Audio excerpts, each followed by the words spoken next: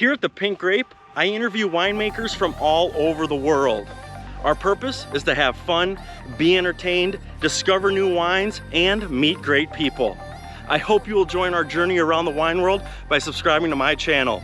If you like this video, please be sure to hit that like button, share it with a friend, and please enjoy the interview. Steph, welcome to the show, The Pink Grape. It's a pleasure having you on. Thank you, Anthony. Thanks for having me. Yeah, and it's super cool because you're a winemaker from Italy, right? Yeah, Sicily. Sicily, perfect. Mount Etna, to be exact. Okay. To be exact, Mount Etna, not just Sicily, but the volcano. The volcano winemaker. I like it. Exactly. Definitely interested in diving into your story, but I'd like to start with, hey, how did you become a winemaker and how did you get into the industry? Well, I got into the industry like 18 now, because 2022, 18 years ago, 2004.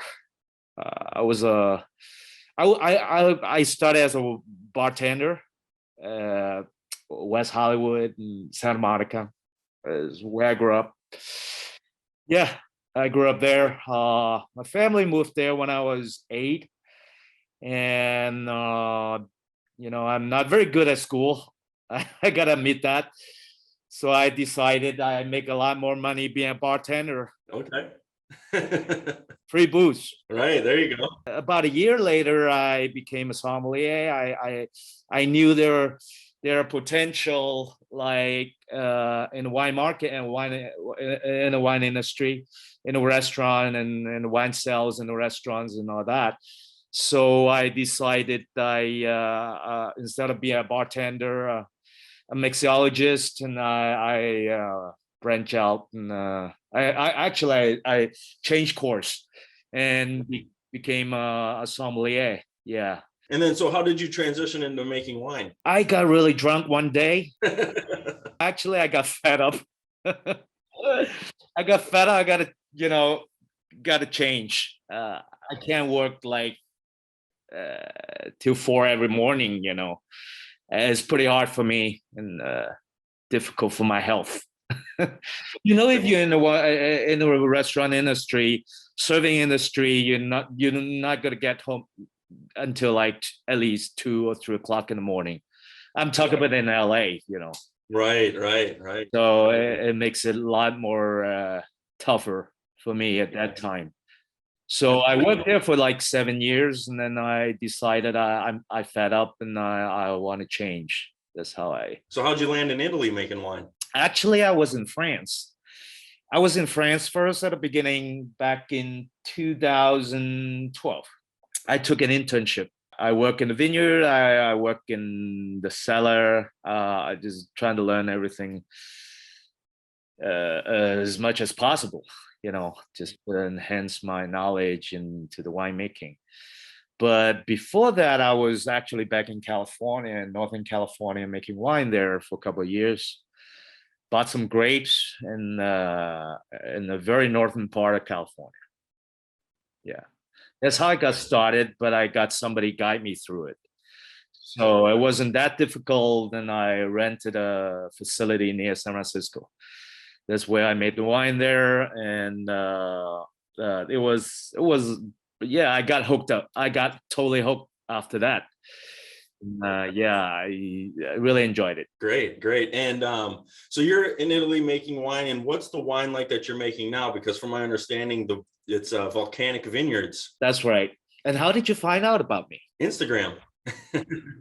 I've just been reaching out to winemakers on Instagram. Right.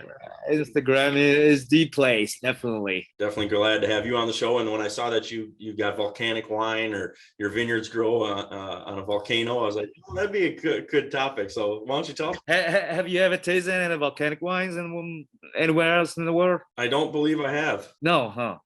You should. I know, I want to. Well, I was just curious to learn more about volcanic wine. What makes volcanic wine different? Tell us a little bit about it. I don't know much about it. To me, the definition, to be qualified as the volcanic wine, it got to be the vineyard's got to be situated on a volcanic soil, right? Not a limestone, not a clay, not whatsoever. It got to be 100% volcanic soil. So that's number one, rule number one. The rule number two is it got to be a live volcano to me. Otherwise, you lose part of the fun. So you don't get all this crazy excitement. You kind of living at the edge, watching the root blow off every day, So that's part of the fun, and nothing gets better than that. Watching the eruptions like every other month, and sometimes it goes like continuously for a couple of days. So yeah, it's quite unique. What does volcanic wine taste like? What makes it different compared to, say, other wines? Volcanic wine tastes like it's supposed. Now, I'm not saying that to. I'm not saying on behalf of all my fellow winemakers, but to me, volcanic wines has to represent the minerality, the certain mineralities that that's the signature of the soil, what the French call it, the terroir, or for me, I'll rather call it originality. That's the signature of a volcanic wine, or even like, for example, it doesn't have to be volcanic wine. For example, if you're making wine from a slate soil like the German in the Mosel, you got to taste that metallic minerality.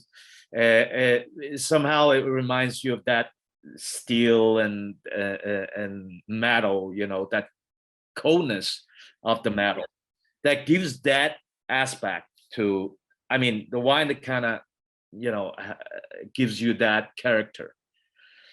And so back to the volcanic wines, it's supposed to the wine is supposed to showcase the characteristic, the mineralities, such as it is almost like a crushed rock flintiness that you find most of the time.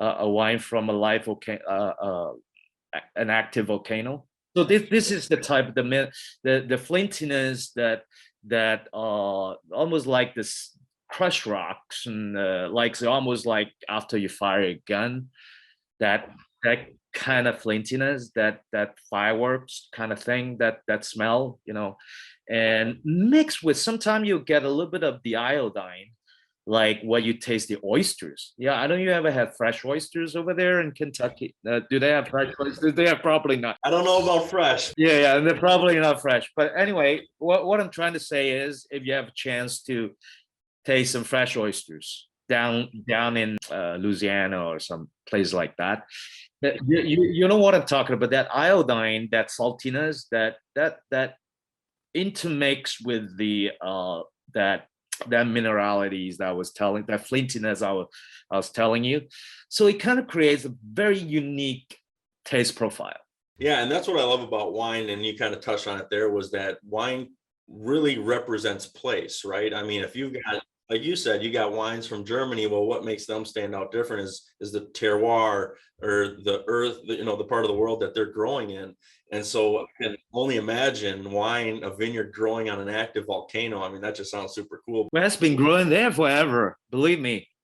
I believe the Greek brought it over like 2,600 years. No, actually more than that. No, since we're 2022, we're talking about 1,000 BC. So 1,400, no, actually, yeah, about 1,000 BC we're talking about. So it's like 3,000 years ago we're talking about. So the Greek brought it over.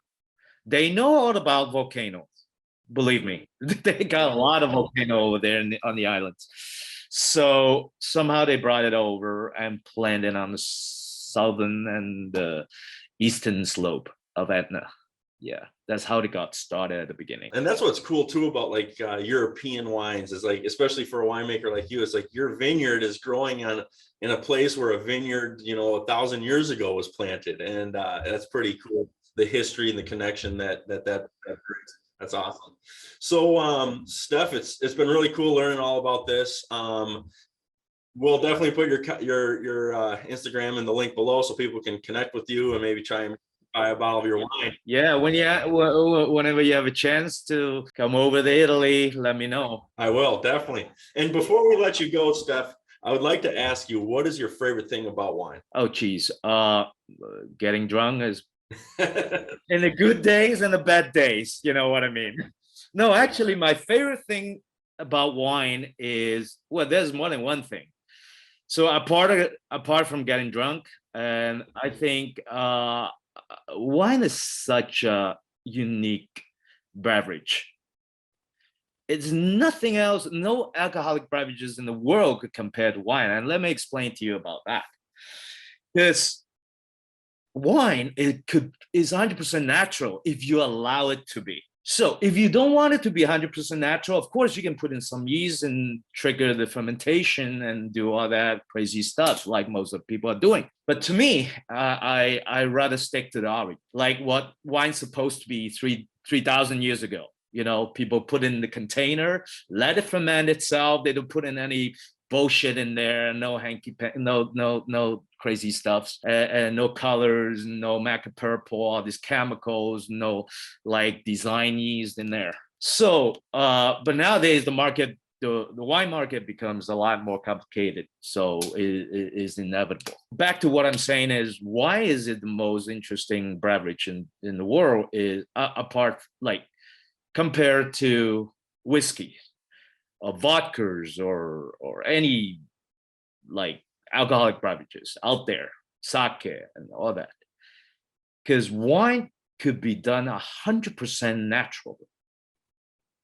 So you can't really make alcohol out of the barley like to make whiskey, right? Whiskey, you got to put in a lot of shit in there, a lot of stuff in there.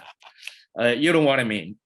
First, you gotta. It's a lot of man-made progress in there. You need to distill it. You know, first the whole process is not natural. So basically, you are creating alcohol manually. So the alcohol doesn't happen automatically, just like any other beverages, other than except wine. So that's what it stands out. The wine, it really stands out. And what makes it even more interesting is the complexity of wine, the taste, the profile that it is just endless. You know how many grapes varieties in the world? The grape varieties, there are more than like 4,000 grape varieties in the world, and it keeps on mutating. And if you put it in one part of the world, the same variety might taste different from the other part of the world.